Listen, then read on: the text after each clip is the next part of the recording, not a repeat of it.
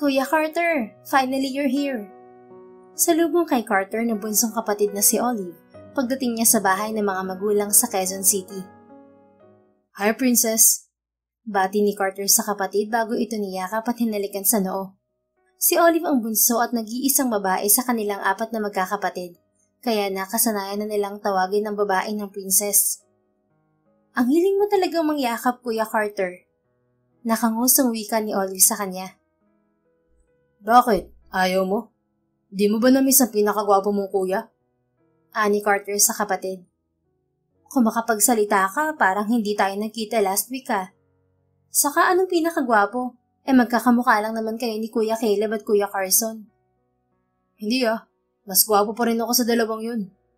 Nakangising sagot niya. Identical triplets ang magkakapatid na Carter, Caleb at Carson. Kapag magkakasama silang 3 magkakapatid, ay tanging pamilya lang nila ang hindi nagkakamali sa kanila. Ewan ko sa'yo, tara na nga sa pool area. Doon nag-set up si mommy ng dinner. Ani Olive sa kanya.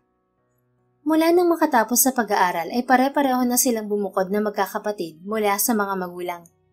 Subalit tuwing linggo ng gabi ay nire-require silang magkakapatid ng kanilang mga magulang na samahan ng mga itong mag-dinner sa kanilang mansyon sa Quezon City. Ako bang huling dumating? Tanong ni Carter. Ano pa bang bago, Kuya Carter? Ikaw naman yung madalas late. You can't blame me. Lagi akong busy sa ospital. Katwiran ng binata sa kapatid. Isang surgeon si Carter. Sa kanilang magkakapatid ay siya ang sumunod sa yapak ng inang si Faith at ng lolong si Blake na pawang mga doktor. Ang kapatid na si Carson ay isang engineer, katulad ng ama nilang si Oliver, habang si Caleb ay isang businessman. Ang bunsong kapatid nila na si Olive ay isa namang interior designer. Pagdating sa pool area ay naabutan nila roon ni Olive ang mga magulang at 2 kapatid. Binati niya ang mga ito bago naupo sa bakanting silya na nakalaan sa kanya. Dahil ikaw ang huling dumating, ikaw na naman ang maghuhugas ng plato, Carter. Nakangising wika sa kanya ng kapatid na si Carson. Hindi na matandaan ni Carter kung kailan sila nagsimulang magpustahang magkakapatid na kung sino ang huling dumating sa family dinner nila ay siyang maghuhugas ng pinagkainan. Can you guys spare me? Lagi akong busy sa ospital. I work even on weekends. Katwiran niya sa mga ito. Sa St. Mary's Hospital din nagtatrabaho si Carter. Pag-aari yun ng mga Buenavista. Busy rin naman ako Ani Carson. Nagangat siya ng kilay sa kapatid. Saan? Sa mga babae mo? Natawa naman si Caleb. Stop complaining, Carter. A deal is a deal. Kayo talagang 3. Para pa rin kayo mga bata.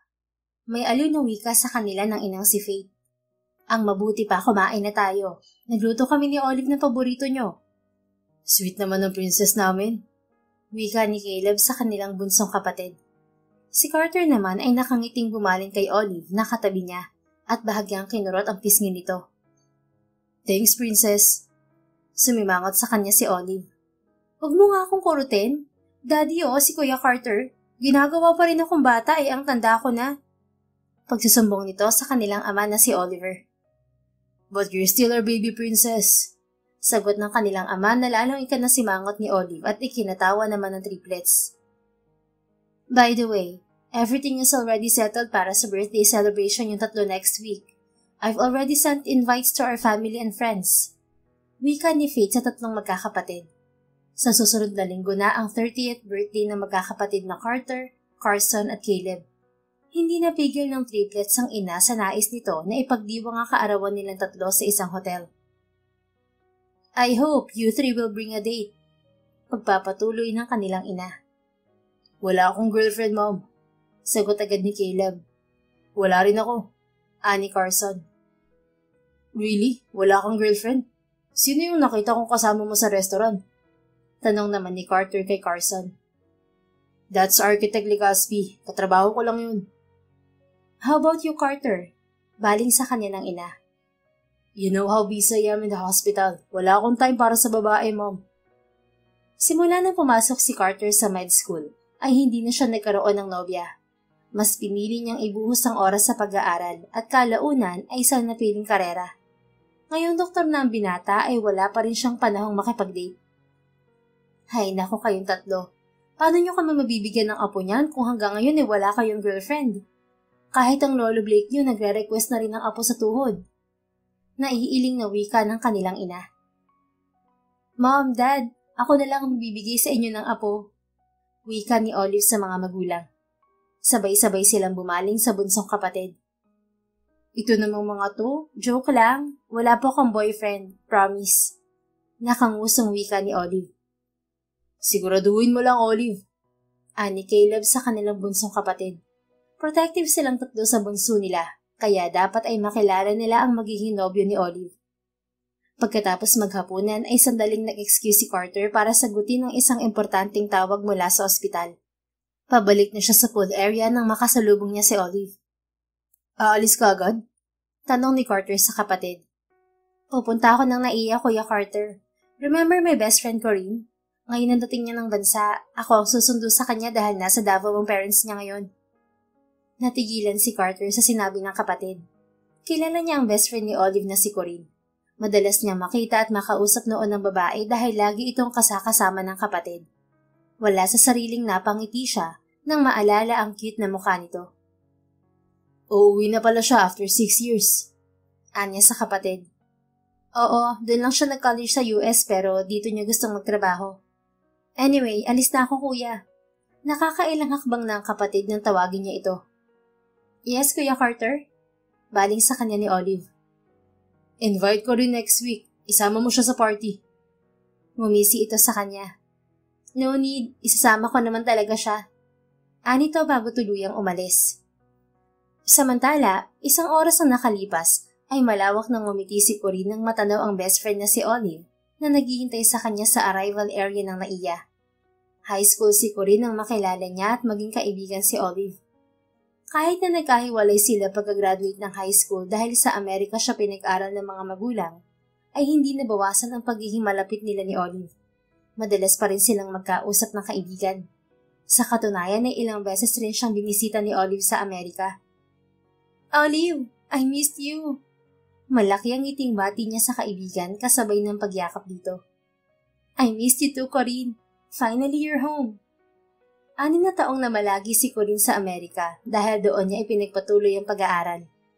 Pagkatapos niyang makagraduate sa university at mag-take ng culinary certification sa isang kilalang culinary institute doon, ay agad siyang nagdesisyong umuwi na ng Pilipinas. Anong plano mo ngayon? Tanong sa kanya ni Olive habang nasa sasakyan sila ng kaibigan. Ngumiti siya. I told you, I'll stay here for good. Tutulong ako sa restaurant business ng mga magulang ko. By the way, kumusta na si Tita Faith at Tita Oliver? They're good. Ayun, si Dad baliw na baliw pa rin kay Mommy. Nakangising sagot nito. Eh yung mga kapatid mo, kumusta? Bumaling sa kanya si Olive at nag-angat ng kilay. Don't worry, single pa si Kuya Carter. Alam ko namang siya lang ang gusto mong kamustahin sa mga kuya ko eh. Nag-init ang mga pisngi niya sa sinabi nito. Noon pa man ay malaki na ang pagkagusto ni Corinne sa isa sa mga kapatid ni Olive na si Carter.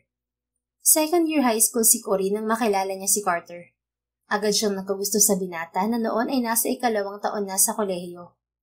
Hanggang sa makatapos si Corinne ng high school at makaalis ng bansa, ay hindi nawala ang matinding paghanga niya kay Carter. Akala niya pagdating niya sa Amerika ay makakalimutan na niya ang binata. Subalit kabaligtaran ang nangyari dahil sa kabila ng distansya nila sa isa't isa ay nanatili ito sa puso niya. So, may girlfriend ba siya ngayon? Tanong niya kay Olive. Wala rin. Lumawak ang ngiti sa labi ni Corinne. Siguro hinihintay niya ako kaya hanggang ngayon wala siyang girlfriend. Natawa ang kaibigan sa sinabi niya. Seriously? Hanggang ngayon crush na crush mo pa rin si Kuya Carter? It's been almost 10 years, Corinne. I know. Mag-iisang dekada na nga mula nang magustuhan ko siya kaya sigurado kung hindi na lang to simpleng crush, no? I like him a lot. No, I think what I feel for him is already love, Olive. Tila na biglang inihinto ni Olive ang kotse sa gilid ng kalsada bago bumaling sa kanya. You're really in love with me, brother? I am. I told you, hindi ako nagka-boyfriend sa Amerika dahil kay Carter. Tuwing may lalaking lumalapit sa akin, I couldn't help but compare them to your brother. I only want him, Olive.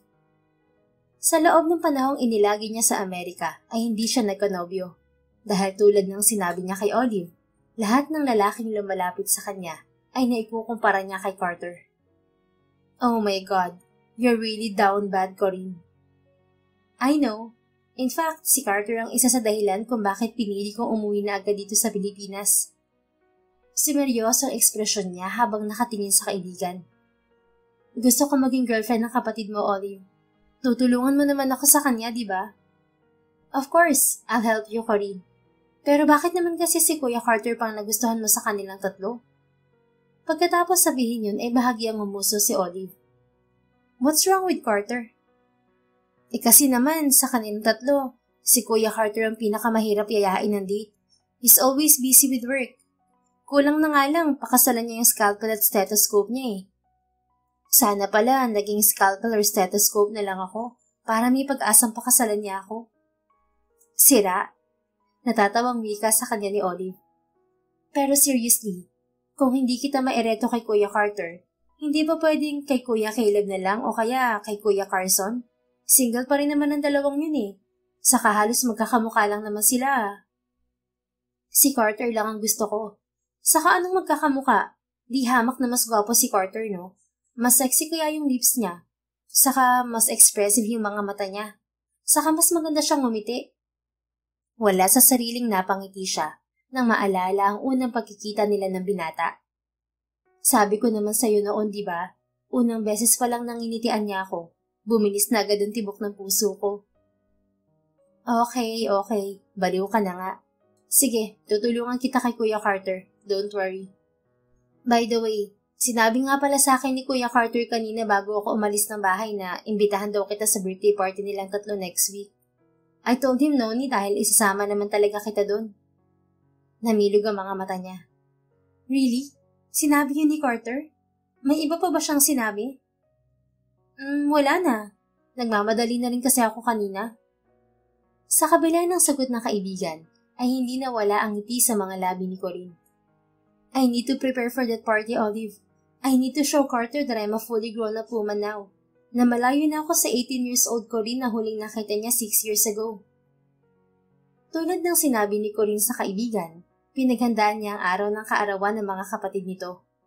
Suot ang isang eleganteng emerald green gown na pinaresan ng stiletto, ay dumating siya sa hotel kung saan nagaganap ang party.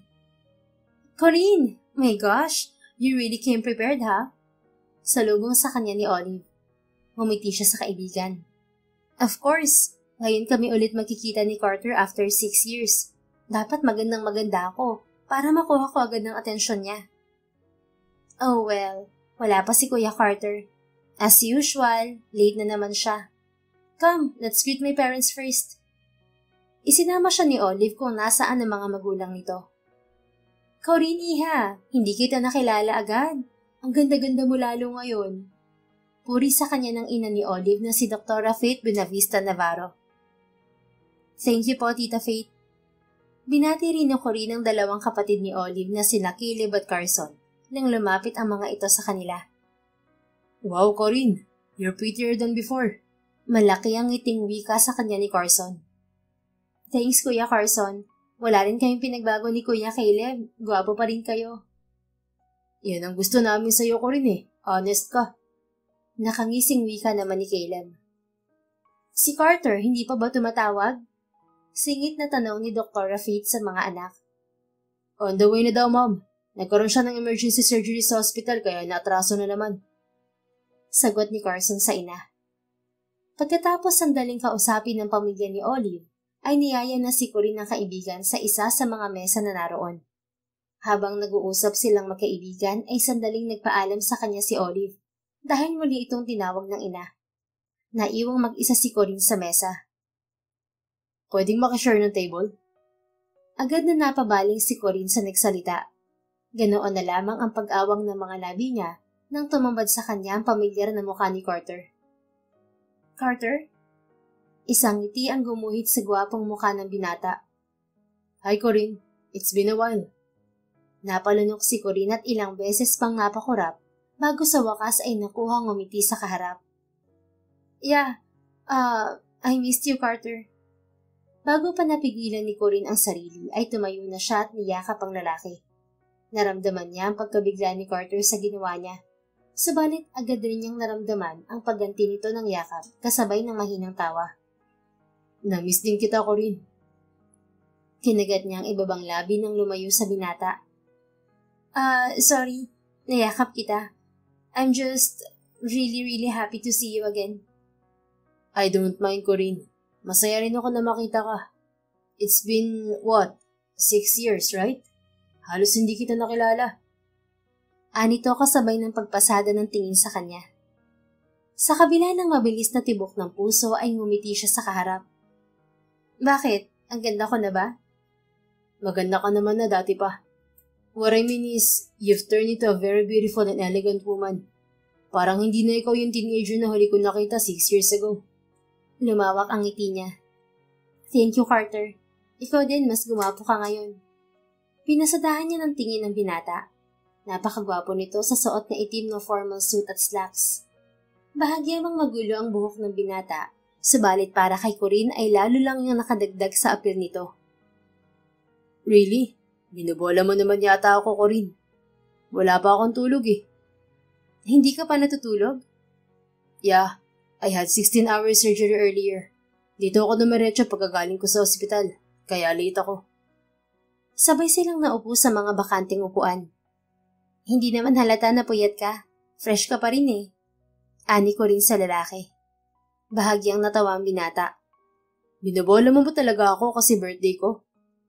Nanlaki ang mata niya nang maalalang dahilan ng pagtitipong dinaluhan. Oo nga pala. Happy birthday, Carter. Thank you, Corinne. Binuksan niya ang dalang purse bag at inilabas mula roon ang isang perhabang kahon. Inabot niya yun sa binata. Here, may gift ako sa'yo. Wow, thank you, Corinne. Pinagmasdan ni Carter ang kahon bago sumulyap sa kanya. Buksan ko na, okay lang? Mamaya na. Baka makita ng ibang kapatid mo. Ikaw lang ang nabilhan ko ng regalo eh. Really? Ako lang? Oo. Nagmamadali kasi ako kaya ikaw lang muna ang nabilhan ko. Saka ko nalang bibigyan yung dalawang kapatid mo. Bahagyang nag-angat ng kilay si Carter. Ibig sabihin ba niyan ako ang favorite mo? Humisi siya sa binata. Well, hindi ba obvious? Mahinang natawa ang lalaki. I'll open this now. Don't worry, I don't see Carson or Caleb nearby. Pasimple niyang iginala ang tingin sa paligid. Hindi nga niya nakita ang dalawang kapatid ni Carter. Nasa sulok na bahagi rin kasi ng bulwagan ng mesa nila. Fine. Sige na, buksan mo na. Pinanood niyang buksan ni Carter ang nakabalot na kahon. Tumambad sa kanila ang isang personalized ballpen. Sa isang bahagi ng ballpen ay nakaukit ang pangalan ni Carter. Importante ang ballpen sa mga doktor, kaya yan ang naisip kong irigalo sa'yo.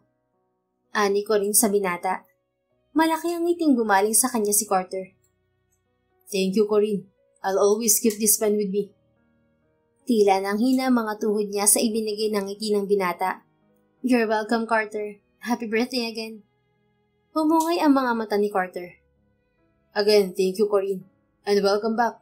I'm really happy to see you again. Nag-init ang mga pisngi ni Corinne sa malambing na boses nito. Akma siyang magsasalita nang matanaw niya ang papalapit na ina nito. Carter, you're finally here, iho. Bakit hindi ka agad dumiretso sa amin ng daddy mo? We've been waiting for you. Wika ni Faith sa anak. I just got here, Mom. Like 10 minutes ago. Sagot ni Carter sa ina. Come with me first. I need you and your brothers in front. Pagkatapos sabihin yun ni Faith, ay bumaling si Carter kay Corinne. I'll leave here for a while, Corinne. Okay lang ba? Of course. Pabalik na rin naman si Olive. Hindi nga nagtagal ay bumalik na si Olive sa mesa nila. Sorry, nag-CR pa ako. Teka, bakit ang laki ng ngiti mo? Dumating na ba si Kuya Carter? Hinawakan ni Corinne ang braso ng kaibigan at pinisil yon. I talked to Carter, Olive. Ang gwapo niya lalo ngayon. You won't believe it. Sabi niya hindi niya ako agad nakilala kasi ang ganda ko raw. Really? Buti hindi ka nag-hyperventilate sa harap ni Kuya. Nakangising wika ni Olive. Muntik na nga eh. Ngayong nagkita na ulit kami after 6 years. Lalo ko napatunayan na hindi ko lang talaga siya simpleng gusto. I'm really in love with your brother, Olive. Tulungan mo ako kay Carter. Kailangan maging sister-in-law kita. Sister-in-law agad? Ano, gusto mo agad asawahin si kuya? Syempre, kapag naging girlfriend niya ako, hindi ako papayag na hindi sa kasal mauwi ang relasyon namin. Natatawang napaili sa kanya si Olive. Don't worry, I'll do my best para tulungan ka kay Kuya Carter. I'll set you up on a date with him. What do you think? Wait, hindi ba mas okay kung ako na lang mismo magyayaya ng date sa kanya? Can you do that? Oo naman. I've waited years for this, no? Sabi ko, pagbalik ko ng Pilipinas at single pa si Carter, gagawa ko ng paraan para mapansin niya ako. So, hindi mo na kailangan ng tulong ko. Siyempre, kailangan mo pa rin akong i-build up sa kuya mo. Sabihin mo sa kanya na swerte siya kapag naging girlfriend niya ako. Kasi aalagaan ko siya. Mamahalin. Ipagluluto. Umuso siya sa kaibigan. What if dalan ko siya ng pagkain sa ospital? Sa tingin mo magugustuhan niya? Mahilig pa rin ba siya sa pasta? Pwede. Tumatangong sagot ni Olive. Hindi yung tatanggi sa pagkain lalo na kung pasta. Kaya lang, hanggang sa matapos ang party ay hindi na muling nagkaroon si Corinne ng pagkakataon na makausap si Carter. Sa halip na magpasundo sa driver ay nagpresenta si Olive na ihatid siya pa uwi. Thanks, Olive. Ani Corinne sa kaibigan pagdating nila sa tapat ng bahay ng magulang niya. Welcome, Corinne. See you soon. Pag-usapan natin yung Oplan pagpapaibig mo kay Kuya Carter. Nakangising sagot ng kaibigan bago ito nagpaalam. Isang oras ang nakalipas mula nang makaalis si Olive nang biglang napagtanto ni Corinne na wala sa kanya ang bag na dala niya kanina sa party. Sa restroom ko yun naiwan. Wika ni Corinne sa sarili nang balikan niya sa isip kung saan niya naiwan ang bag. Sa sobrang saya at kilig niya, nawala na sa isip niya ang sariling gamit. Dahil nasa bag ang cellphone niya ay hindi niya natawagan si Olive. Sa halip na istorbohin ng driver nila, ay nagpa siya na lang siyang mag-taxi pabalik sa hotel. Hindi na rin niya pinalitan ang suot na shorts at oversized t-shirt. Pagdating sa hotel ay dumiretso si Corinne sa front desk. Agad namang naisauli sa kanyang bag. Ayon sa isang empleyado ng hotel, ay nakita nga ng cleaner ang bag niya sa restroom. Thank you so much. Wika ni Corinne sa mga staff na nagbalik ng bag niya. You're welcome po, ma'am. Pagkatapos niyang muling magpasalamat ay tumalikod na siya. Napahinto si Corinne sa paglalakad nang makita niya si Carter na nakaupo at nakapikit sa couch sa lobby ng hotel. Kahit nakapikit ang binata ay sigurado siyang si Carter yon. Carter? Anya nang lapitan ng binata. Dumilat si Carter. Inihilamos nito ang kamay sa muka bago umayos ng upo. Corinne, bakit nandito ka pa? Maliit ang mga matang pinasadahan siya ng tingin ng binata. Bakit nakapantulog ka? Wait, am I dreaming? Biglang nahiya si Corinne sa suot. Hindi naman niya kasi inaasahan na makikita pa niyang muli si Carter sa gabing yun dahil tapos na ang party. Naiwan kasi yung bag ko, binalikan ko dito. Ikaw, bakit nandito ka pa? It's almost midnight. Napakunot ang noon niya nang mapansin na mapula ang leg ni Carter. Namumungay din ang mga mata nito. Teka, lasing ka ba? Isinuklay ng lalaki ang daliri sa buhok nito. I think I am. Hindi ko alam kung ano yung pinainom sa akin ni Caleb. I didn't even know I fell asleep here. Mahinang nagmura ito bago sumulyap sa suot na relo. Shit, I need to go home, Corinne. Tumayo ang binata, subalit muntik na itong matumba. Mabilis na hinawakan niya sa braso si Carter upang alalayan. Lasing ka pa yata, Carter. Uuwi ka pa ba? Mag-check-in ka na lang kaya dito sa hotel? No. I need to drive home. Hinarap niya si Carter. Ay lasing ka pa nga, tapos puyat ka pa. Sa tingin mo makakapag-drive ka ng maayos sa lagay mong yan? Bumitiw siya sa pagkakahawak sa braso ng lalaki at inilahad ang kamay dito. Ang mabuti pa, akin na yung susi ng kotse mo. Ako na lang maghahatid sa'yo pa uwi. You know how to drive? Nanliit ang matang tanong sa kanya ni Carter. May driver's license ka? Lumabi siya. Of course. Anong tingin mo sa akin? Bata pa rin? Natatawang umili si Carter. Oh, no. No. I can see you're no longer that little girl, Corinne. Nasaan na ba yung susi mo? I don't know. Oh, wait. It's here, in my pocket. Dinukot ni Carter ang bulsa ng pants nito. Muling natawa ang lalaki nang makuha roon ng susi. See? I was right. Nasa bulsa ko nga. Ngisi nito sa kanya. Alam mo, lasing ka nga. Hindi napigil ang komento niya sa binata. Yun ang unang beses na nakita niya sa ganoong akto ang binata. Kaya tara na, ako na maghahatid sa'yo. Kinuha niya rito ang susi. Hindi inaasahan ni Corinne nang bigla siyang akbayan ng lalaki. My head is spinning. Fuck, Caleb. I'll never drink again. Nag-init ang mukha ni Corinne nang maramdaman ang matipon ng braso ni Carter sa balikat niya. Dahil magkadikit sila ng binata, ay ramdam din niya ang mainit na hininga nito sa kanya. Huwag ka kasing uminom kapag wala ka pang tulog, Dok. Hindi ka magandang ehemplo sa mga pasyente mo, ha? Wika niya habang iginigiya ito palabas ng hotel. Pinapagalitan mo ba ako, Corinne? Naramdaman niya ang tila pag-amoy ng lalaki sa ulo niya. Anong shampoo mo? You smell like strawberries. Alam mo ba ang favorite ko yun, ha? Napalunok ang dalaga kasabay ng pag-iinit ng pisngi. Kakaligo ko lang bago ako nagpunta dito. Really? Kaya pala ang bango mo. Muli nitong inamoy ang buhok niya. Kinagat niya ang ibabang labi para pigilang mapangiti. Talaga? Thank you. Bago tuluyang lumabas ng hotel, ay inabot niya sa valet ang susi ng kotse ni Carter. Habang hinihintay nila ng binata ang sasakyan nito, ay patuloy ito sa pag-amoy sa buhok niya. You really, really smell good, Corinne. Ang sarap mong amoyin. Parang nababawasan yung sakit ng ulo ko. Malambing na bulong ni Carter sa kanya. Ramdam ni Corinne ang mabilis na tibok ng puso, subalit pilit niyang ikinakalma ang sarili. Huwag kang masyadong kiligin, Corinne. Lasing siya kaya ganyan. Wika ng dalaga sa isip. Subalit sa kabila niyon ay hindi mawala ang ngiti sa mga labi ni Corinne. Pagdating ng sasakyan ni Carter, ay inalalayan niya ito papasok sa front seat bago siya pumasok sa driver's seat. Saan kita ihahatid? Tanong niya sa binata. Binanggit ni Carter ang isang kondo sa Taguig kung saan ito nakatira. Medyo malayo pala yung kondo mo dito. Idlip ko muna, Carter. Gigisingin kita kapag nandun na tayo.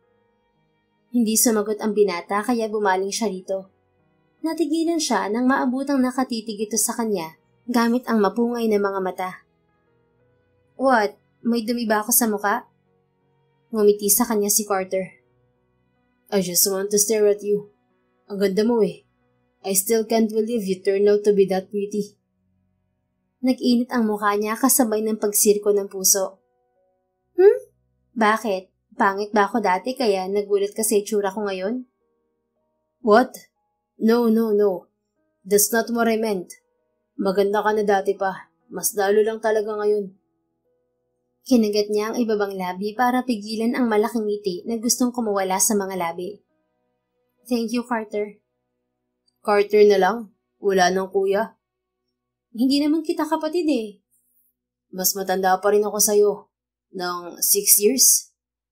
So pati si Caleb at Carson, hindi mo na rin kinukuya? Hindi, ikaw lang. Ikaw lang naman yung gusto ko eh. Walang prenong sagot ni Corinne. Huli na nang mapagtanto niya ang sinabi. Oh my God, I just confessed to him. Ngayon pa talaga kung kailang lasing siya. Wika ni Corinne sa isip. Nang sumulyap siya kay Carter ay napansin niyang nakaawang ang mga labi nito. Stop the car, Corinne. Utos sa kanya ni Carter sa isang seryosong boses. Malakas ang tibok ng puso na inihinto ni Corinne ang sasakyan sa gilid ng kalsada. Pagkatapos ay muli siyang humarap kay Carter na hanggang ngayon ay hindi inaalis ang tingin sa kanya. What did you say again? Lumunok si Corinne. Pagkatapos ay sinalubong niya ng tingin ng lalaki. Sabi ko, hindi kita tatawagin kuya. Kasi gusto kita. Gusto mo ako? Tila hindi makapaniwalang tanong nito. Kinagat niyang ibabang labi at tumango sa binata. Hindi lang gusto. I'm in love with you, Carter. High school pa lang ako gusto na kita. Hindi na wala ang nararamdaman ko sa'yo kahit na nasa Amerika ako. Kaya ngayong nandito na ako sa Pilipinas at nalaman kong single ka pa rin, bala ko na yayain ka makipag-date sa akin. Pumikit ang binata. Pagkatapos ay muli rin itong dumilat para muling salubungin ang tingin niya. Is this real? Am I not just drunk? Am I? Nakangusong umiling siya. Mali lang yung timing na pag-amin ko, pero totoo lahat to. I'm in love with you, Carter. Kung sakaling makalimutan mo to bukas dahil lasing ka ngayon, then I'd repeat my confession tomorrow. I don't know what to say, Corinne. Tila wala sa sariling sagot ni Carter. Totoo ba talaga ang lahat ng sinabi mo? Totoo nga, paulit-ulit. Gusto mong halikan kita ngayon para patunayan ko sa'yo na totoo lahat to? Napanguso siya nang makita ang muling pag-awang ng mga labi ng binata. Don't worry, joke lang yung kiss. Hindi naman ako basta-basta nanghahalik. Pero totoo talaga na gusto kita, Carter. Tumikhim ang binata. I'm sorry. I just couldn't grasp your confession, Corinne. My head is spinning right now. Plus the fact that you're my sister's best friend. Ano naman kung best friend ako ni Olive? Ayaw mo nun? Kapag naging girlfriend mo ako, kasundo ko na agad ang buong pamilya mo. Natawa ang binata. Wait, girlfriend? Agad? Hindi pa nga ako naniniwala sa confession mo. Iniisip mo na girlfriend kita? Sorry na, advance kasi ako. Eh di maniwala ka na kasi. Tumihim si Carter bago bahagyang umuso. Wait, so what do you expect now? After you confess to me? Ngumiti siya kay Carter. Ina-expect ko na pagbibigyan mo ako ng date. Come on, ipapakita ko sa'yo na girlfriend material ako. Kapag naging girlfriend mo ako, hindi lang kita mamahalin. Aalagaan kita, ipagluluto, pagsisilbihan, luluhuran, lahat gagawin ko. Narinig niyang muli ang mahinang tawa ni Carter. Bakit parang niloloko mo lang ako, Corinne? Hindi mukha bang manloloko tong magandang mukhang to? Muling natawa si Carter, subalit agad rin yung napalitan ng ungol at mahinang mura. Shit, my head hurts when I laugh. Kasalanan talaga to ni Caleb eh. Huwag mo namang sisihin lang yung kapatid mo. Kasalanan mo rin, kasi pinili mong inumin yun kung anumang alak na ibinigay niya. Nagangat ng kilay si Carter. Akala ko ba mahal mo ako? Bakit mo pinagtatanggol si Caleb? Kahit naman gusto kita, hindi naman ako lagi mag-aagli sa mga sinasabi mo. Teka, mag-drive na nga ulit ako para makauwi ka na. Muli niyang pinaandar ang sasakyan. Why do you like me, Corinne? Habang nagmamaneho ay muli siyang sumulyap kay Carter. Nakahawak ito sa sentido habang mapungay ang mga matang nakatingin sa kanya. Why not Carson or Caleb? Bakit ako? Hindi ko rin alam. Basta nung unang beses na nakita tayo at nginitian mo ako, nahulog na agad ako sa'yo. Sagot niya sa lalaki. There's something special in you, Carter. Basta kapag magkakasama kayong tatlong magkakapatid, my eyes always gravitate towards you. Para sa akin, ikaw ang pinakagwapo. May pinaka-expressive na mga mata, pinaka-sexy na lips. Hindi ako nalilito sa inyong tatlo kasi kayang-kaya kitang i-differentiate sa dalawang kapatid mo. Alam mo yun, yung tipong kahit nakapikit ako tapos nagsalita ka, alam ko agad na ikaw yun. Hindi nagsalita si Carter. Sumulyap si Corinne sa binata. Nakapikit ito at nakasandal ang braso sa noo. Subalit hindi nakaligtas sa kanya ang maliit na ngiti sa mga labi nito. Tila pahiwatig yun na narinig nito ang mga sinabi niya. Napangiti na lang ang dalaga at hindi na nagsalita pa hanggang sa makarating sila sa parking ng kondo ni Carter. We're here. Anunsyo ni Corinne kay Carter. Dumilat ang binata at tumagos ang tingin sa labas ng bintana. Naunang bumaba si Corinne ng sasakyan para maalalayan to. Mahina namang napamura ang lalaki paglabas ng sasakyan. Carter, okay ka lang? My head is spinning. Daing nito. Kumapit sa kanya si Carter. Napasinghap si Corinne nang bigla hindi sinasadyang sukahan siya ni Carter. Oh shit! I'm sorry, Corinne. Paghingi ng tawad ng binata nang bahagya itong lumayo at makita ang suka sa t-shirt niya. Okay lang, Carter. Come on, ihahatid na kita sa unit mo. I have extra shirt in my unit. Magpalit ka muna bago ka umuwi. Mahina itong nagmura bago tila nahihiyang inihilamos ang palad sa muka. I'm really sorry, Corinne. Bahagya siyang natawa sa ekspresyon ng binata. Okay nga lang, ano ka ba? No, that's not okay. Hinawakan nito ang kamay niya at iginiya siya patungo sa elevator. Okay ka na? Tanong ni Corinne sa lalaki. Napansin niyang hindi na mabuway ang lakad nito. I feel a bit better. Nakatulong yata sa akin yung pagsuka ko. Muling bumaling sa kanyang binata pagpasok nila sa elevator. I'm really sorry again, Corinne. Okay nga lang sabi. Well, kung ibang tao hindi talaga yun okay. Pero dahil ikaw naman yan, okay lang. Naiintindihan ko na lasing ka lang. Are you saying I have a special privilege? Tanong nito. Nakasandal ang katawan sa dingding ng elevator. Ngumiti siya. Nakalimutan mo na? Kakasabi ko lang na gusto kita, di ba? Bago pa makasagot si Carter ay huminto na ang elevator. Iginiya siya ng binata sa unit nito. Agad nang napansin ni Corinne na malawak yun at hindi lang isang kwarto ang mayroon. Itinuro sa kanya ni Carter ang banyo. Take a shower before going home. May damit dito si Olive. Yun muna ang gamitin mo. Sigurado kang kaya mong kumilos? Nag-aalang ang tanong niya sa lalaki.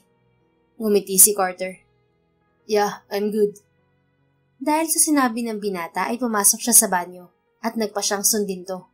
Hinubad niya ang maduming damit at nag-shower. Blessing in disguise pala na nasukahan ako ni Carter. Maaamoy ko siya sa sarili ko hanggang sa pag-uwi ko. Pigil ang ngiting wika ni Corinne sa sarili habang ginagamit ang shower gel ng binata.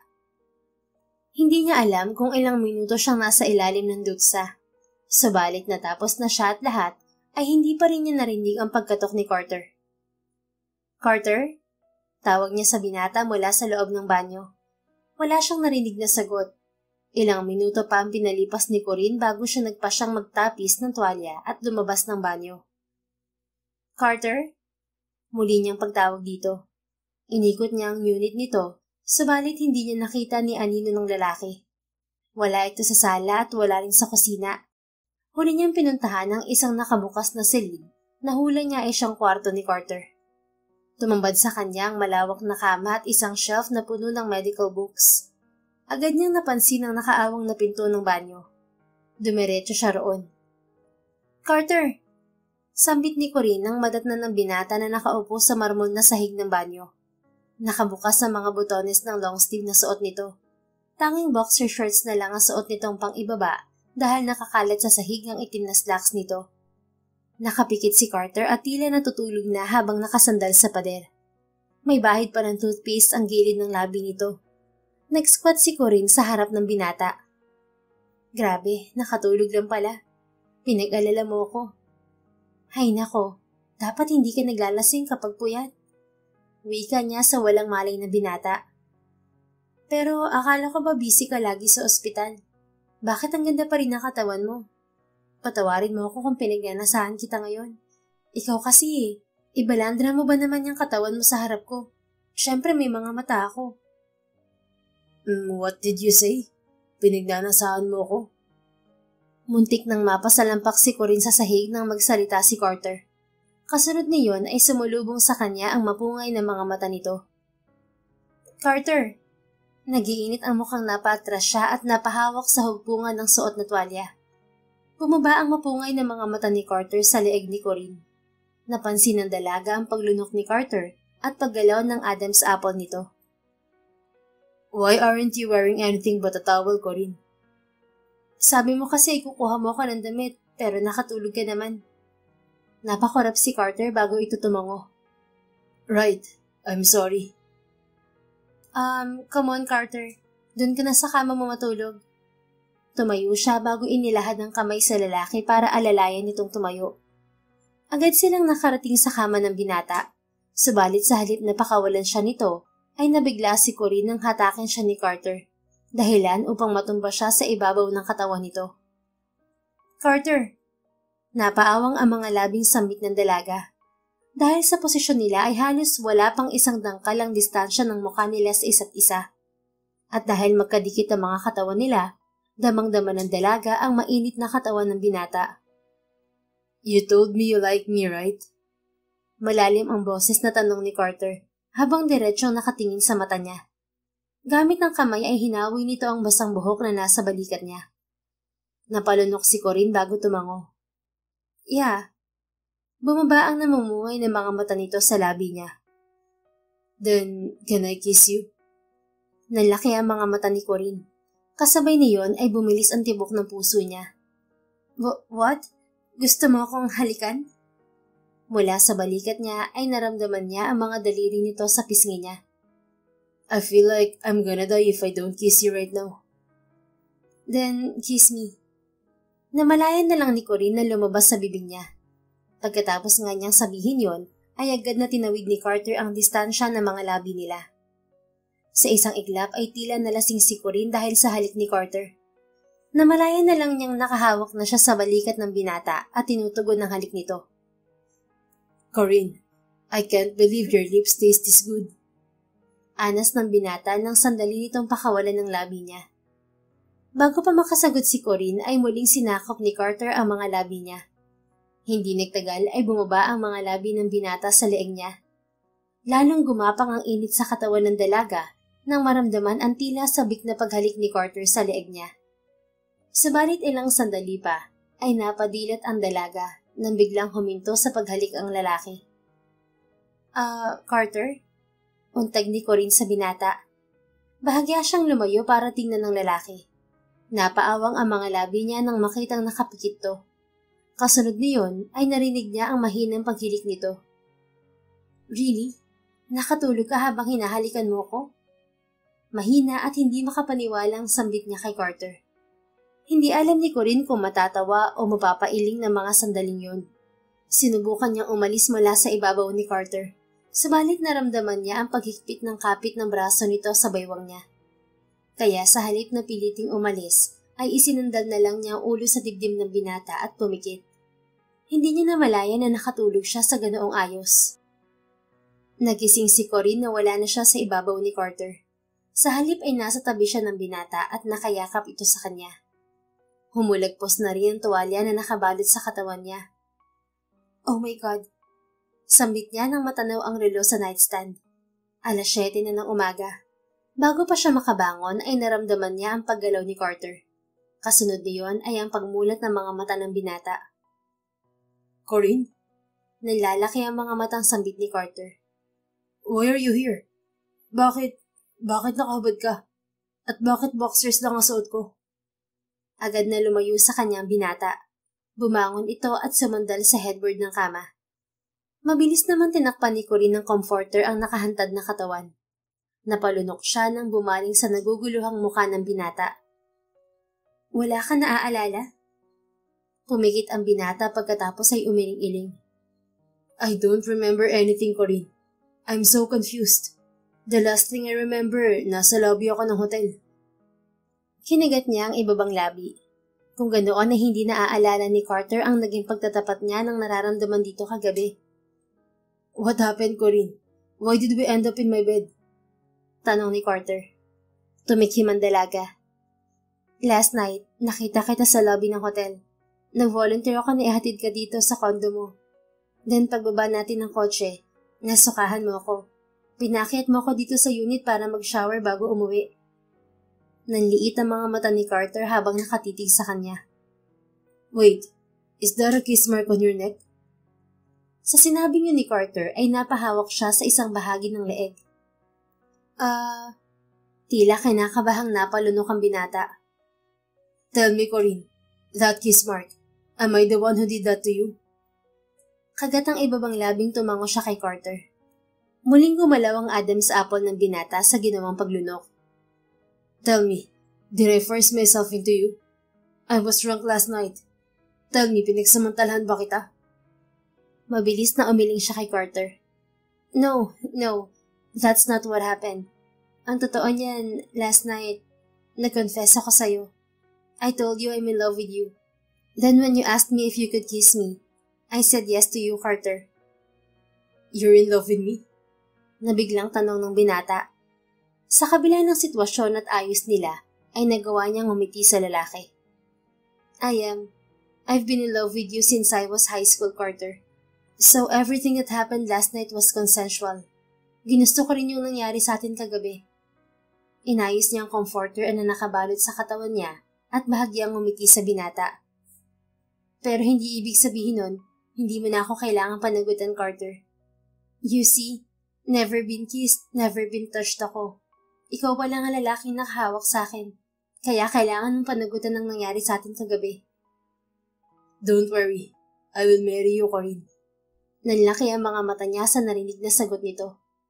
Teka, pakakasalan mo ko? Yes. Why do you look so shocked? Ikaw na rin ang nagsabi na kailangan kitang panagutan, hindi ba? That's what I'll do, Corinne. I will marry you. Kasabay ng pagbilis ng tibok ng puso ay nagdiwang ang puso ng dalaga. Oo nga. Sinabi ko na panagutan mo ako. Pero hindi naman kasalagad ang tinutukoy ko.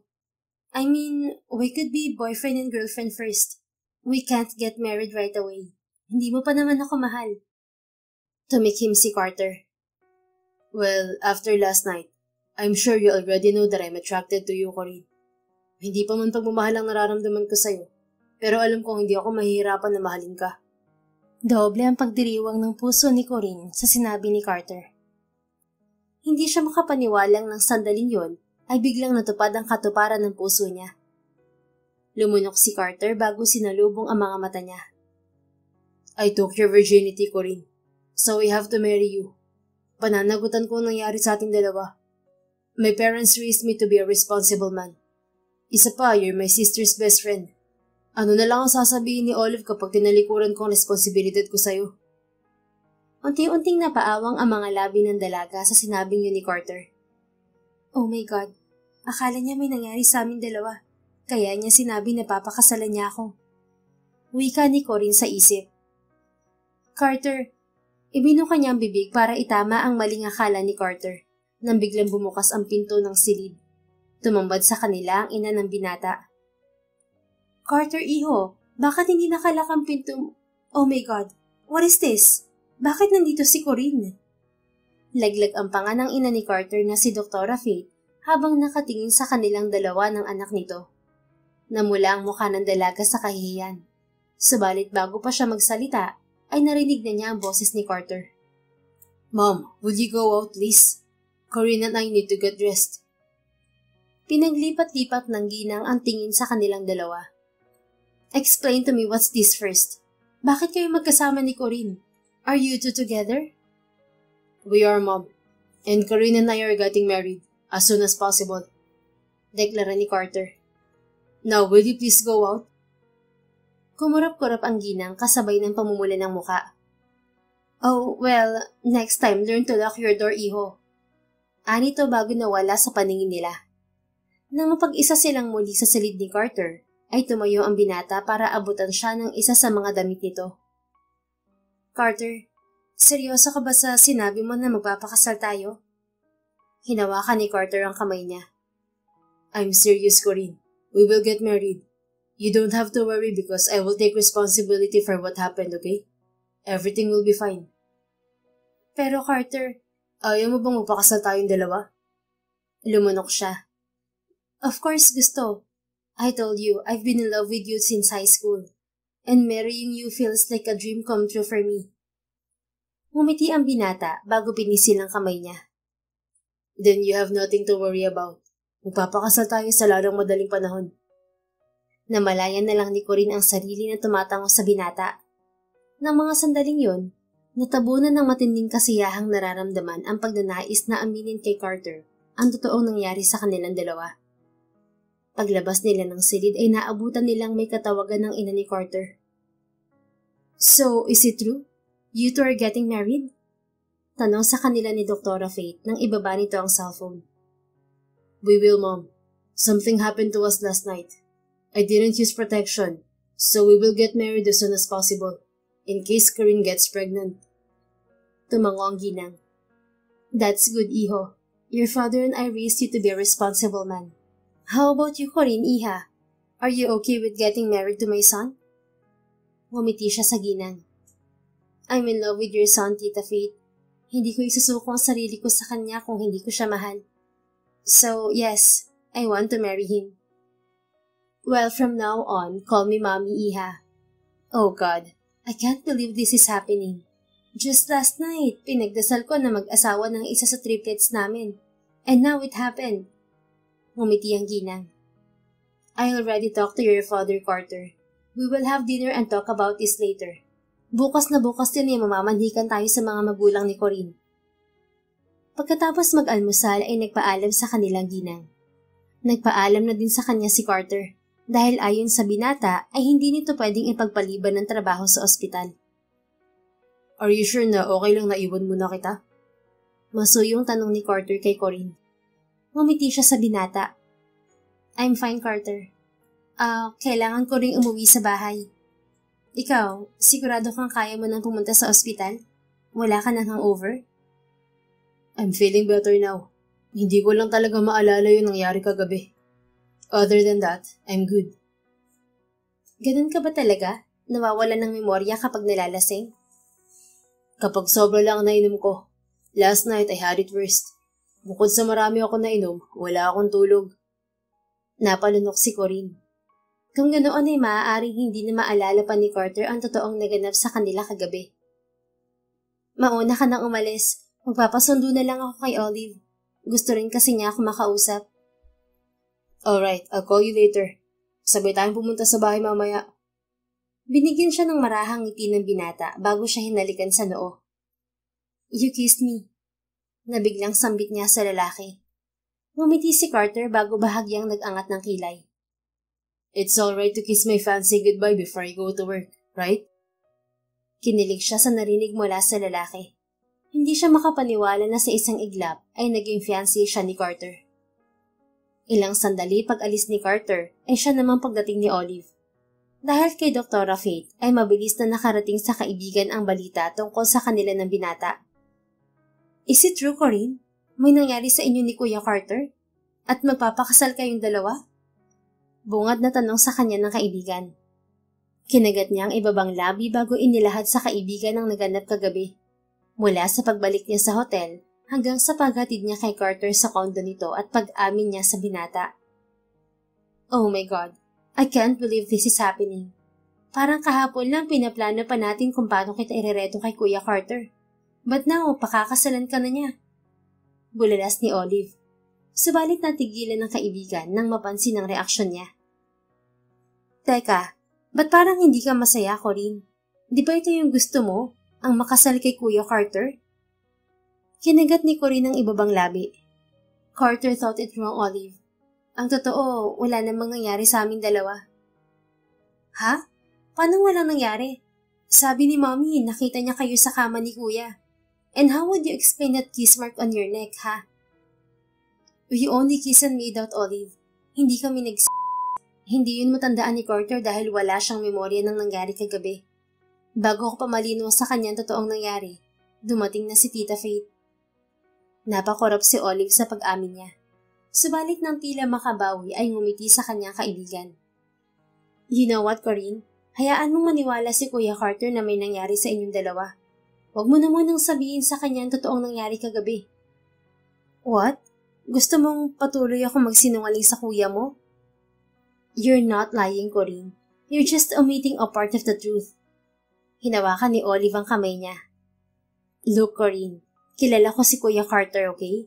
Hindi siya magdedesisyon na gumawa ng isang bagay na labag sa loob niya. So I'm sure his decision to marry you was nothing against his will. Didn't he tell you he's attracted to you? Tumango siya sa kaibigan.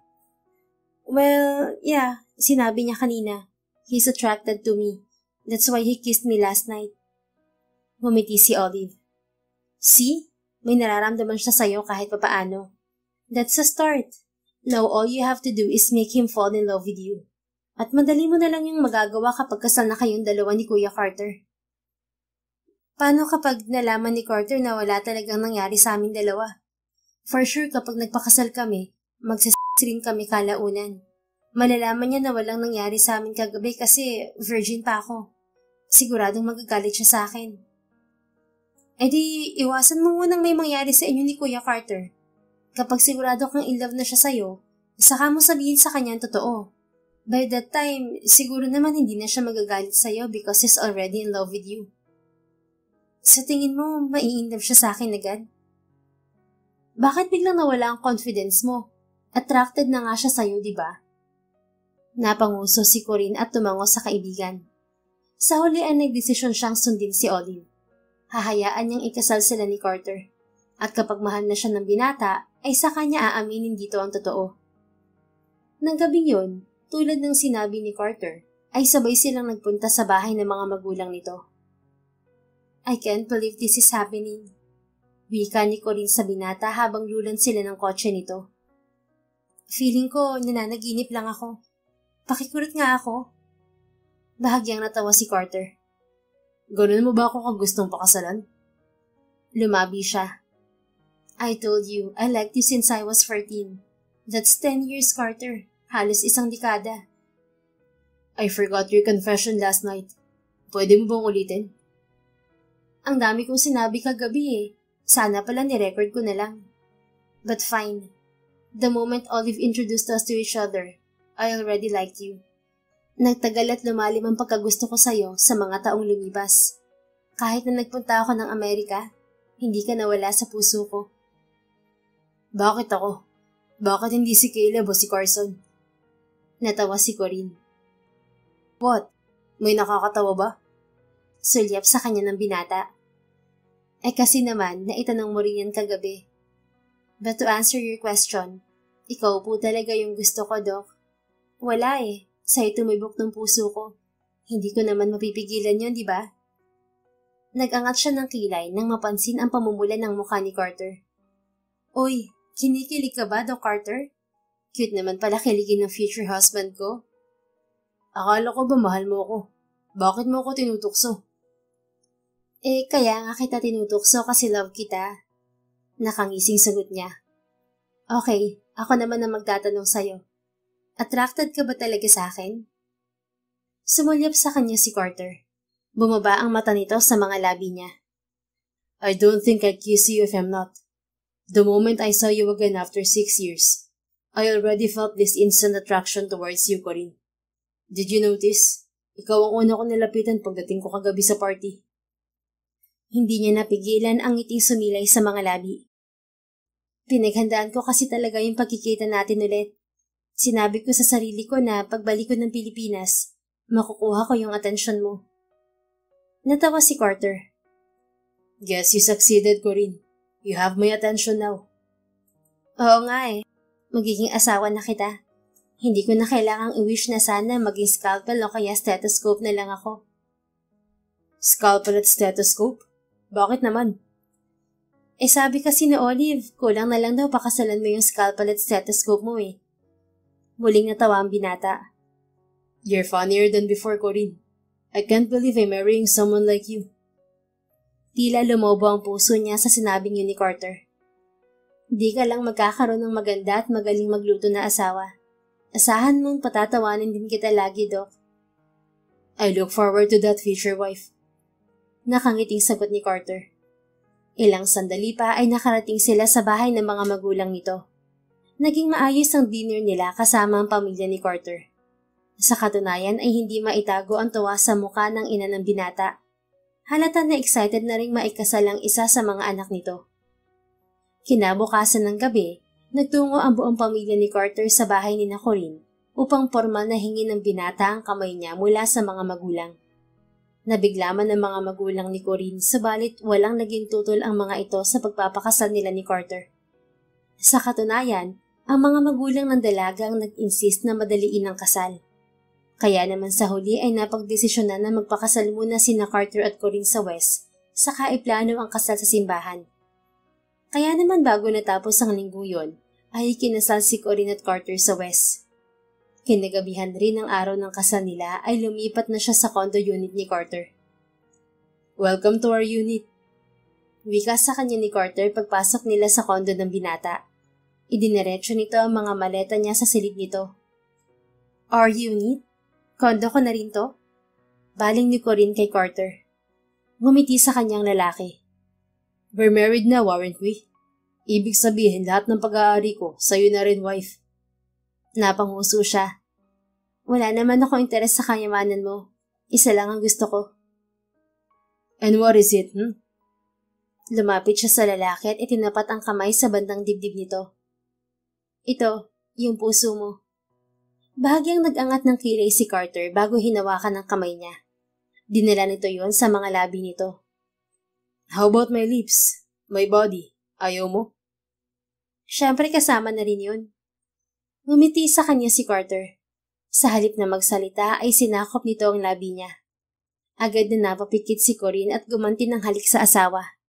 Subalit bago pa lumalim ang pagpapalitan ng halik nila, ay napilitan siyang lumayo kay Carter. What's wrong? Kunot ang noo at may pag-aalalang tanong ni Carter. Did I do something wrong, Corinne? Kinagat niya ang ibabang labi. Ano kasi, Carter? I know first night natin bilang mag-asawa.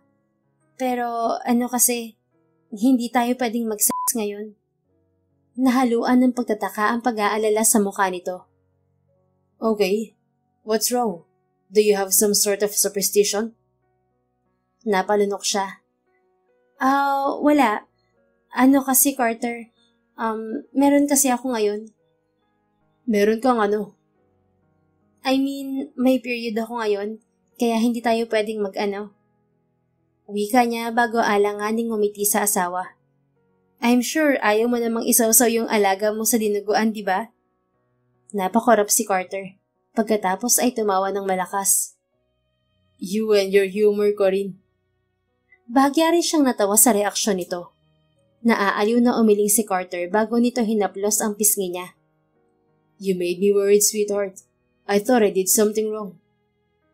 Kinagat niya ang ibabang labi. I'm sorry. Masuyong ngumiti si Carter. You have nothing to apologize for, Corinne. I understand. And don't worry. I won't force you into doing things you're not comfortable doing. You can always say no to me. Is that clear? Marahan siyang tumango. Noted po, hubby. Good. Masuyong ngiti ng lalaki. At huwag ka rin mahihiyang magsabi sa akin ng mga bagay-bagay, okay? Kapag may ayaw ka sa ginagawa ko, sabihin mo. Ngumiti siya kay Carter. Okay, pero gusto ko ng kiss. Pwede naman tayo mag-kiss ngayon eh. Gumuhit ang pilyong ngiti sa labi ni Carter. My baby wants a kiss? Eh diba sabi mo magsabi ako ng gusto at ayaw ko? That's right. Nakangiting tumango ito bago muling sinakop ang mga labi niya. Hindi alam ni Corinne kung gaano sila katagal na naghahalikan bago sila nagpasyang matulog. Kinabukasan, nagising si Corinne na magkayakap silang dalawa ni Carter sa kama nito. Napangiti siya habang pinagmamasdan ang natutulog na lalaki sa tabi niya. Grabe, hanggang ngayon hindi pa rin ako makapaniwala na asawa ko na si Carter. Siguro ang bait ko ng past life ko kaya binigay siya sa akin ni Lord. Wika ni Corinne sa isip. Ilang sandali pa niyang pinagsawa ang mga mata sa gwapong mukha ng asawa bago siya bumangon. Dumiretso siya sa kusina para magluto ng almusal. Inaayos na niya ang hapag nang pumasok si Carter sa kusina. Good morning, Carter. Bati ni Corinne sa asawa. Dumiretso sa kanyang asawa at niyakap siya mula sa tagiliran. Good morning, wife. Malambing na bati nito bago siya kinintila ng halik sa pisngi. Kinagat niya ang ibabang labi sa kilig. Naalala niya sinabi ni Olive na si Carter ang pinakamalambing sa mga kapatid nito. Ngayon ay napatunayan ni Corinne ng totoo yun. Ready na yung breakfast. Kain ka muna bago ka maghanda papasok sa trabaho. Anya sa asawa. Binalingan nito ang mga pagkain nakahanda sa mesa. Paborito ko lahat to ah. Siyempre, tinanong ko si Olive kung ano mga paborito mo. Gumawa rin ako ng pasta at sandwich para may merienda ka mamaya sa ospital. Really? Ang dami mo namang ginawa. Anong oras ka nagising? 5:30. Don't worry, nakalimutan mo yata ang culinary graduate ng pinakasalan mo. Kaya easy lang sa akin gawin ng mga to. Ang swerte ko naman sa'yo. Parang hindi na ako magugutom sa buong buhay ko ah. Hindi talaga. Nandito na ako eh. Thank you, Corinne, for doing this. Muli siyang hinalikan ni Carter sa pisngi. I'm sorry we can't have a honeymoon right now.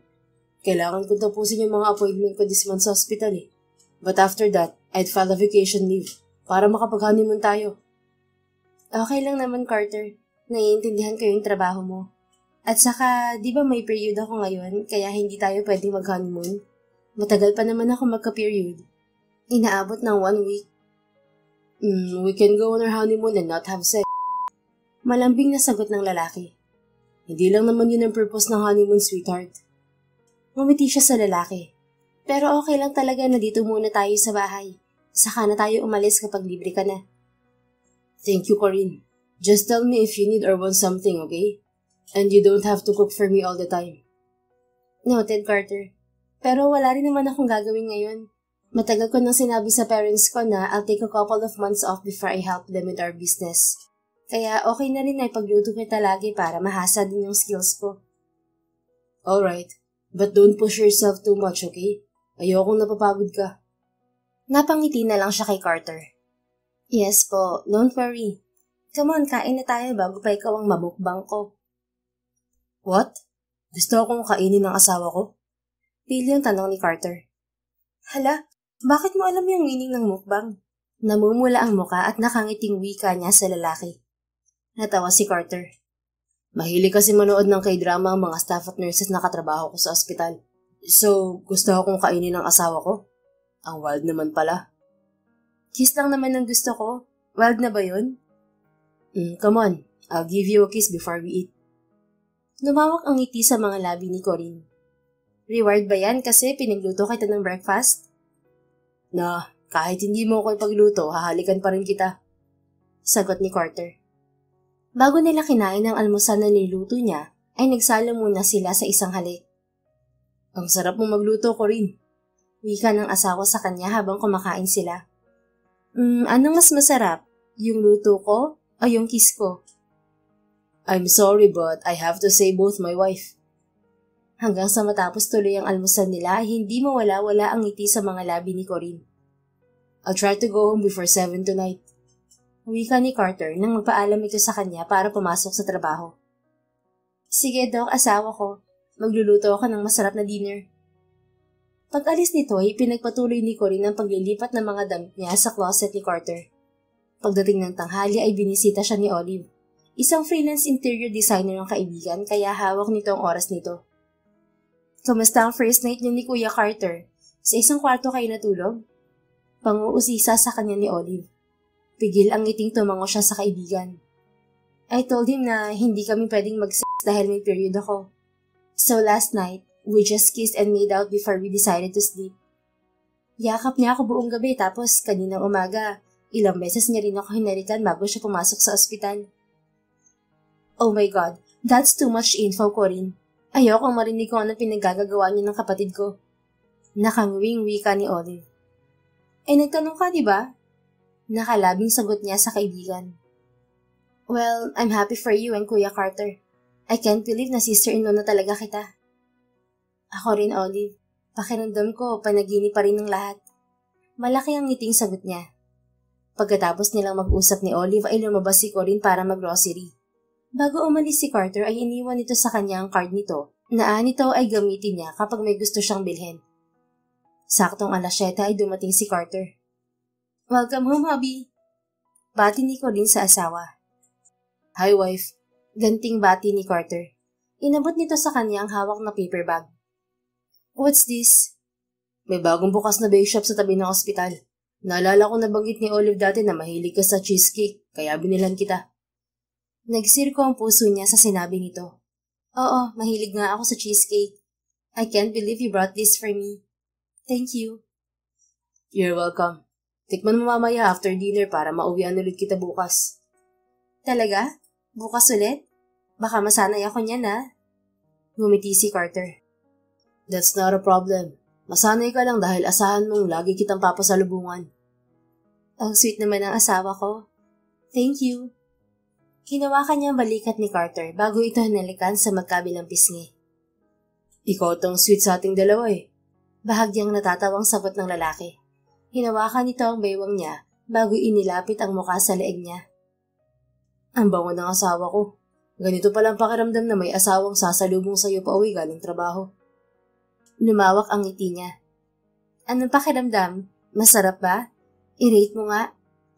Bahagyang lumayo sa kanya si Carter para salubungin ang tingin niya. Masarap, nakakawala ng stress. 10/10, would recommend. Natawa siya sa isinagot nito. Magbihis ka na nga para makakain na tayo. Nagluto ako ng paborito mong sinigang na hipon. Wow, thank you, wife. Pagkatapos nga magbihis ni Carter ay naghapunan na sila. Nag-insist din ang asawa na ito na maghuhugas ng pinagkainan nila. Huwag na, Carter, pagod ka galing sa trabaho. Don't worry, Corinne. Expert na rin ako sa paghuhugas ng plato. Ako ang madalas maghugas ng pinggan sa pamilya namin tuwing family dinner. Talaga? Hindi yan nabanggit sa akin ni Olive. Yup. So let me wash the dishes, okay? Anong gagawin ko? Papanoorin kita? Naging pilyo ang ngiti nito. Kiss mo na lang ako para ganahan ako maghugas ng plato.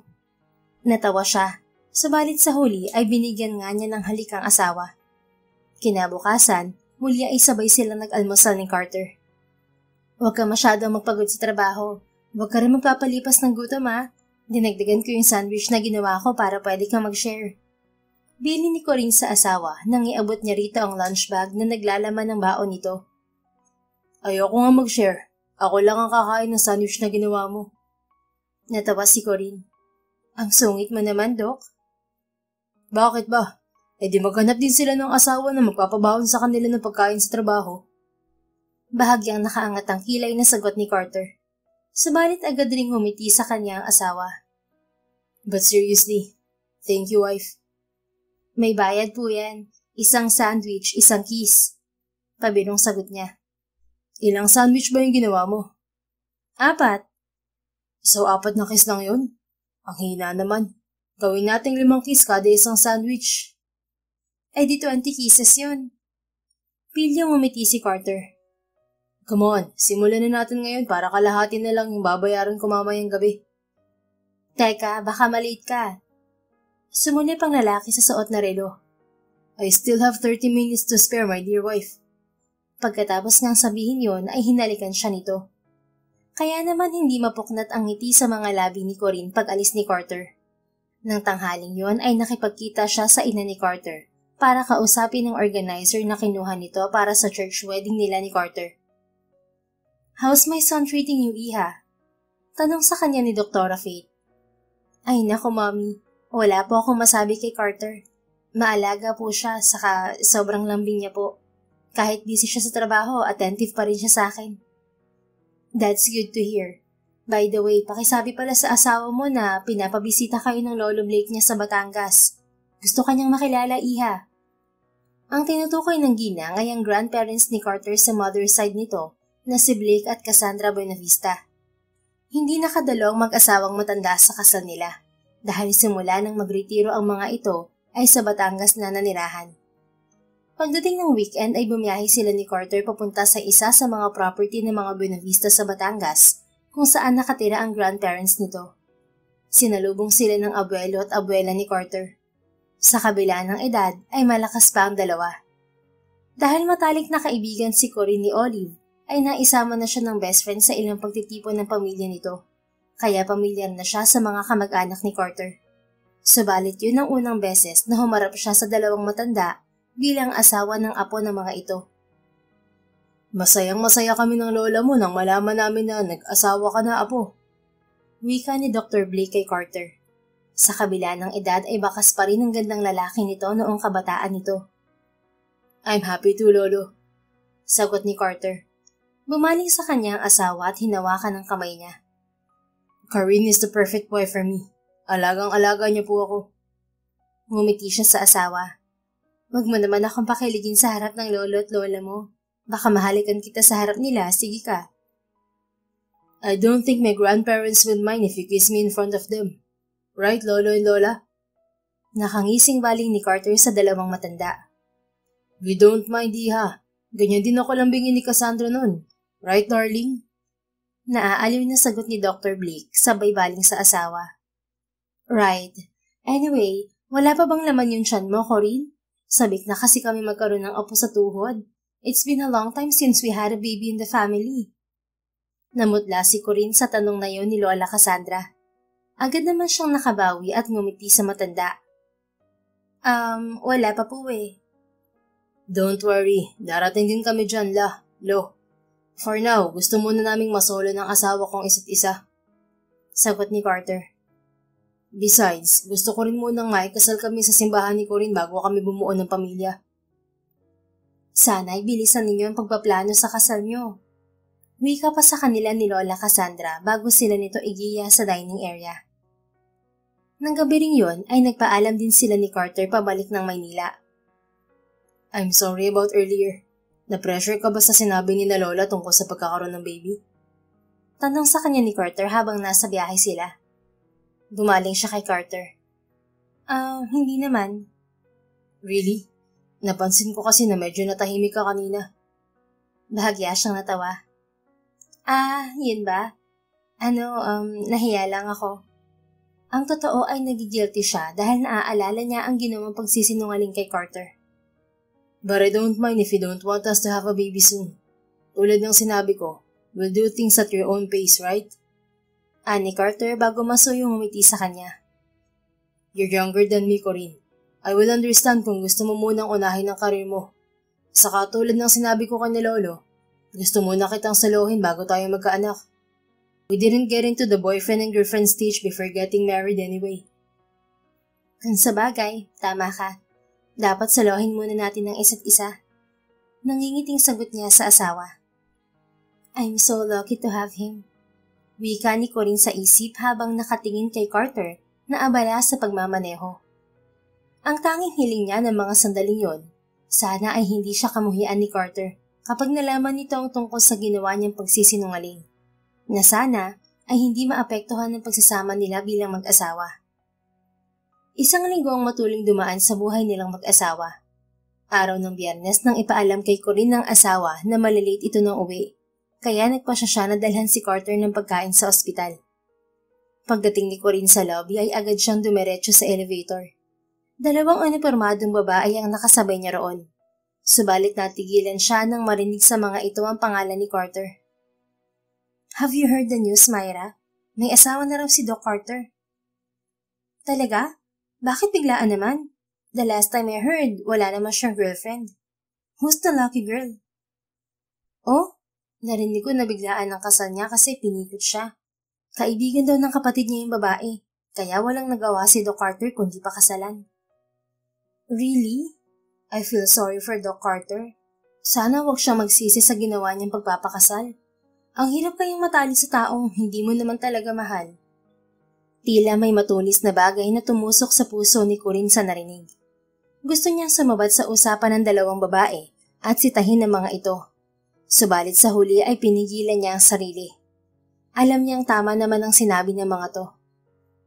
Nawala tuloy ang magandang disposisyon niya pagdating niya sa palapag kung nasaan ang opisina ni Carter. Nabigla pa siya nang makasalubong niya ang asawa sa hallway. Corinne, what are you doing here?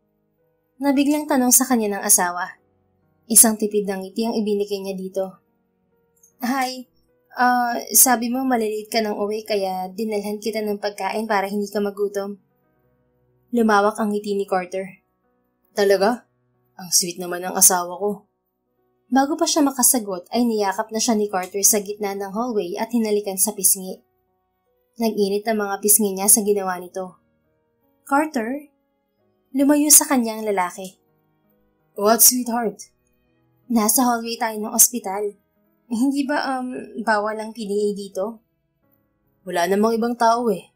But come on, let's go to my office. Hinawakan nito ang kamay niya at iginiya sa opisina nito. What did my wife bring for me, huh? Masuyong tanong ni Carter nang mapag-isa sila sa opisina nito. Inilabas niya ang laman ng paper bag. Nagluto ako ng pasta bologna. Meron din akong dalang brownies. Ang dami nito ah. Sabayan mo na akong kumain, Corinne. Tipid siyang umiti. Hindi na, kumain na ako bago nagpunta dito. Uuwi na rin ako para hindi ako makaistorbo sa trabaho mo. Hindi ka naman nakakaistorbo, Corinne. I'm happy you're here right now. Ani Carter. Lumapit ito sa kanya at hinawakan ang kamay niya. Is there something wrong? Napagod ka ba pagpunta dito? Hindi, nag-taxi naman ako. Then what's wrong, baby? Bakit parang wala sa mood ang asawa ko? Hindi Nasa mood kaya ako? No, you're not. You're not your usual self, wife. Did something happen? Kinagat niyang ibabang labi at tumingin dito. I'm just wondering kung hindi ka ba nagsisisi na pinakasalan mo ako. Napaawang ang mga labi ni Carter. Where did you get that idea, Corinne? Wala, naisip ko lang. I mean, before we got married, wala ka pa namang plano mag-asawa, di ba? Umakyat ang kamay ni Carter patungo sa mukha niya. Let me tell you this, Corinne. Hindi ako nagsisisi na pinakasalan kita. In fact, marrying you was the best decision I've ever made in my life. Really? Kahit na hindi mo pa naman ako mahal? Masuyong hinaplos ni Carter ang pisngi niya. Sinong may sabing hindi kita mahal? Muling napaawang ang mga labi niya. Are you saying na mahal mo na ako? Yes, Corinne. Plano ko sanang magtapat sa iyo sa honeymoon natin. But I guess hindi na yun makakapaghintay. Sinalubong ni Carter ang mga mata niya. So I'm telling you now, I'm already in love with you, Corinne. Namasa ang sulok ng mga mata niya. Please tell me this isn't a joke, Carter. Mahal kita, Corinne. Seryosong sagot ng lalaki habang diretsyong nakatingin sa mga mata niya. Magtataka ka pa ba kung bakit ang bilis ko na in love sa'yo? Ang sarap mong mag-alaga. Kinagat niya ang ibabang labi para pigilan ang pagbagsak ng nagbabadyang luha. Nang mga sandaling yon, pakiramdam niya ay inililipad ang puso niya sa ere. I love you, Carter. And I love you too, Corinne, my wife. Buong suyong sagot nito. Muling hinaplos ni Carter ang pisngi niya bago siya hinalikan sa mga labi. Pagkatapos siyang pakawalan nito ay pinagsaluhan nila ang dala niyang pagkain. I have a 2-hour surgery in 15 minutes. Wika ni Carter pagkatapos nilang kumain. Gusto mo bang dito ka muna sa office ko para sabay na tayong umuwi? O ihahatid na kita sa baba? Dito na lang muna ako, hihintayin na kita. Alright, I still have 15 minutes. Payakap muna ako sa asawa ko bago ako lumabas. Pagkatapos sabihin niya ni Carter ay niyakap siya nito. Isinubsob nito ang mukha sa leeg niya at inamoy ang buhok niya. Ang kulingi naman ng asawa ko. Nakangusong wika ni Corinne. Paano hindi kita yayakapin? Ang sarap-sarap mong yakapin. Malambing na sagot ni Carter habang patuloy na nakayapos sa kanya. Ilang minuto silang nanatiling magkayakap ni Carter bago ito humiwalay sa kanya. Nang iwan siya sa opisina ng asawa ay inabala niya ang sarili sa panonood ng mga cooking videos. Ilang sandali pa ay inabot siya ng antok. Hindi niya namalayan na nakatulog siya sa sofa. Nagising na lang siya na nasa tabi na niya si Carter. Baby, gising na. Uwi na tayo. Mahinang wika sa kanya nito. Marahan niyang ikinusot ang mga mata. Nakatulog pala ako. Anong oras na? Masuyong inayos ni Carter ang buhok niya bago siya hinalikan sa pisngi. It's 9 p.m., Corinne. Tapos ka na ba sa trabaho? Nakangiti itong tumango. Come on, uwi na tayo para makapagpahinga ka na ng maayos. Naghikab siya bago lumabi sa asawa. Pwedeng 5 minutes pa? Inaantok pa ako eh. Iniyakap niya ang mga braso sa matipunong katawan ni Carter at isinandal ang ulo sa dibdib nito. Narinig niya ang mahinang tawa ni Carter. Oh, inaantok pa ang baby ko. Ang lamig dito sa office mo eh. Ang sarap pala tumambay dito. Pwede ka naman tumambay dito lagi para ganahan lalo ako magtrabaho. Sa halip na sumagot ay ipinikit na lang niya ang mga mata habang patuloy na nakasandal sa dibdib ni Carter. Ang baby ko, antok pa talaga. What if buhatin na lang kita palabas ng ospital? Sa sinabi niya ni Carter ay bahagya siyang lumayo at nag-angat ng tingin dito. Anong buhatin? Gusto mong pagtinginan tayo ng mga tao? Sabi mo inaantok ka pa eh. Buhatin na lang kita papunta sa sasakyan natin. Nakangiti lang na sagot nito. Don't worry, kayang-kaya naman kitang buhatin eh. Hindi na, kaya ko naman maglakad kahit antok pa. Nakangiting sagot niya bago muling humikab. Ayaw mo magpabuhat sa asawa mo? Nakakahiya kaya? Ba't ka naman mahihiya eh? Asawa naman kita. Basta. Saka mo na lang ako buhatin sa honeymoon natin. Alright. Kiss na lang kita ngayon para mawala ang antok mo. Pilyong sagot ni Carter. Bago pa siya makapag-react sa sinabi ng asawa, ay pinaulanan na siya nito ng maliliit na halik sa muka. Carter? Nabiglang tawag niya sa pangalan nito nang bahagyan nitong kagatin ng isang bahagi ng leeg niya. Humisi sa kanya si Carter. Gising na siguro niya ng baby ko, ha? Come on, uwi na tayo para sa bahay na natin ituloy itong ginagawa ko. Ikaw talaga? Nakangusong wika niya bago nagpatiano dito. Habang palabas sila ng ospital ay nakasalubong nila ang isang kasamahang doktor ni Carter. Aalis ka na, Doc Navarro. Mukhang may date ka pa yata, ah. Wika ng may edad na doktor kay Carter. Sa bahay lang, Doc Palma. Antok na tong misis ko eh. Sagot ni Carter sa kaharap. By the way, this is Corinne, my wife. Corinne, this is Doc Palma, head ng General Surgery Department. Nahihiyang inayos ni Corinne ang buhok bago naglahat ng kamay sa kaharap na doktor. Nice to meet you, Doc Palma. Same here, Iha. Ang ganda pala ng asawa ni Doc Carter.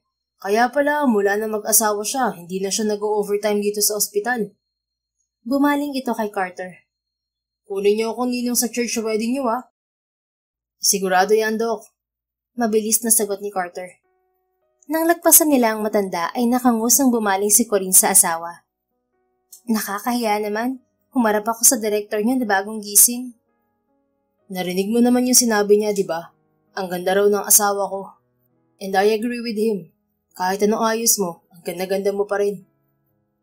Hindi niya napigilang hindi mangiti. Sus, binaulan na naman ako ng asawa ko. Sige, may kiss ka sa akin mamaya pag uwi natin. Hinapit siya nito. Kahit naman hindi mo sabihin, hahalikan pa rin kita mamaya. Tulad ng sinabi ni Carter, pagdating sa bahay ay muli siyang hinalikan nito. Subalit bago pa lumalim ang halik at mauwi sa kung saan yon, ay lumayo na sa kanya si Carter. Nakaramdaman ng disappointment si Corinne, ay nagpasalamat din siya na hanggang sa mga sandaling yon, ay halik lang ang namamagitan sa kanila. Kahit na sinabi na sa kanya ni Carter na mahal na siya nito, ay hindi pa rin niya alam kung paano ipapaalam dito ang kasinungalingang ginawa niya. Good night, baby. I love you. Masuyong sambit ni Carter habang hawak ang pisngi niya. Matamis siyang ngumiti. I love you, Carter. Thank you for loving me back. You don't have to thank me, Corinne. Ako dapat na magpasalamat sa iyo kasi sa lahat ng lalaki, ako napili mong mahalin. Dahil tuloy doon, may maganda, maalaga, at mapagmahal na asawa tuloy ako ngayon. Dinala nito ang kamay niya sa mga labi nito para halikan. It's the weekend tomorrow. Let's go on a date, okay?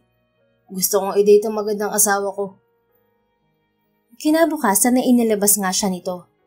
Pagdating ng linggo ng gabi ay nagpunta sila sa bahay ng mga magulang ni Carter para dumalo sa family dinner ng mga ito. 3 linggo pa lang nung kinasal kayo ni Kuya Carter tapos in love na siya sa'yo? Tell me, nilagyan mo ng gayuma yung niluluto mo sa kanya, no? Pabirong tanong kay Corinne ni Olive nang mapag-isa sila ng kaibigan sa pool area ng bahay ng mga ito. Sira, gayuma ka dyan. Magaling lang talaga ako magmahal, kaya nawalan ng choice si Carter, kundi mahulog din sa akin. Nakangising sagot niya sa babae. So what now? Kuya Carter's already in love with you. Kailan may pagtatapat sa kanya totoo?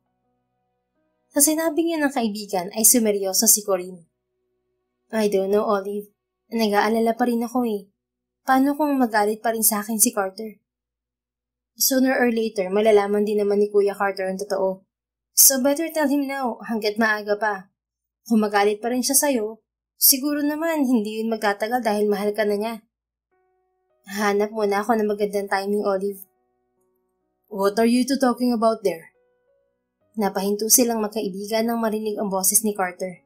Hindi rin namalayan ni Corinne ang paglapit sa kanila ng asawa. Wala, kuya. Kinukwento ka lang kay Corinne na nakita ko kahapon yung crush namin ng first year high school kami. Nakangising sagot ni Olive sa kapatid.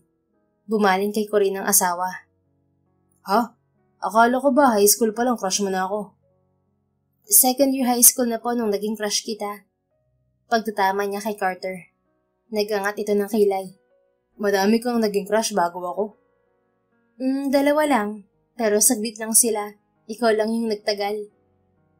Ako rin ang pinakagwapo. Siyempre ikaw. Mula sa likod ay naramdaman niya ang pagpulupot ng braso ni Carter sa baywang niya.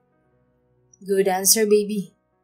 Malambing na sagot nito bago hinalikan ng pisngi niya. Naginit ang mukha ni Corinne sa ginawa ng asawa habang si Olive ay umaaktong tila nasusuka sa eksenang nakita. Ang landi mo naman, Kuya Carter. Hustisya naman sa mga single, oh. Reklamo ni Olive. Natawa si Carter. Pumikit ka na lang muna, princess. Lumabi lang sa kanilang babae bago sila nito iwan para pumasok sa loob ng bahay. Isang oras pa silang nagtagal sa bahay ng mga Navarro bago sila umuwi ni Carter sa kondo nito. Kinabukasan, nagising si Corinne sa matinding sakit ng puson. Sa kabila ng nararamdaman ay pinilit niyang bumangon para magluto ng almusal. Subalit pagkatapos niyang magluto ay hindi niya natiis ang sakit, kaya nagpahinga siya sa sofa at doon na namilipit sa sakit. Corinne?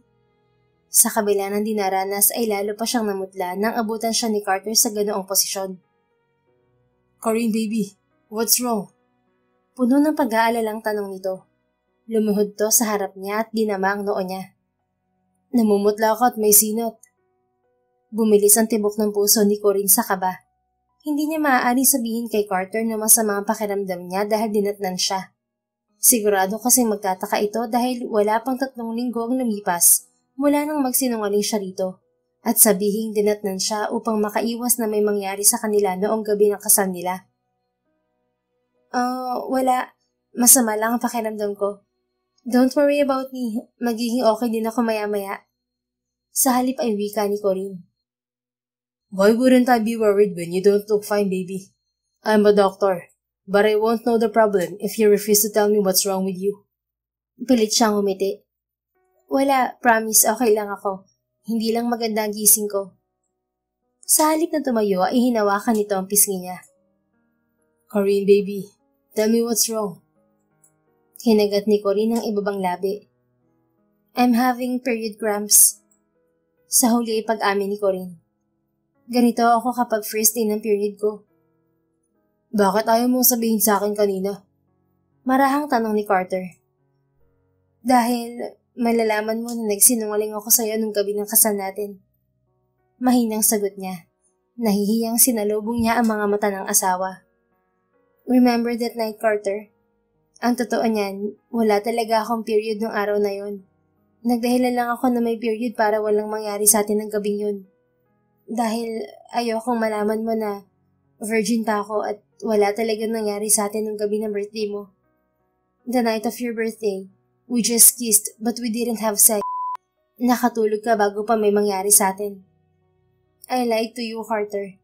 Hindi ko itinama yung akala mo na may nangyari sa ating dalawa. Dahil ayokong bawiin mo yung sinabi mo na papakasalan mo ko. Kaya hinayaan kong maniwala ka na may nangyari talaga sa atin. I'm sorry kung nagsinungaling ako sa'yo. Napayuko siya kasabay ng pagbagsak ng luha sa mga mata. Nung sinabi mo sa akin na mahal mo na ako, gusto ko nang sabihin sa'yo ang totoo. Pero natatakot ako na baka magalit ka sa akin. Na baka iwan mo ko. So, I'm sorry for keeping this from you, hubby. Masuyong hinawakan ni Carter ang pisngi niya at pinali sa mga luha roon. Hey, stop crying, baby. Lalong sasama ang pakiramdam mo kapag umiyak ka. Nagangat si Corinne ng tingin. Hindi niya inaasahan na sasalubong sa kanya ang masuyong mukha ng asawa.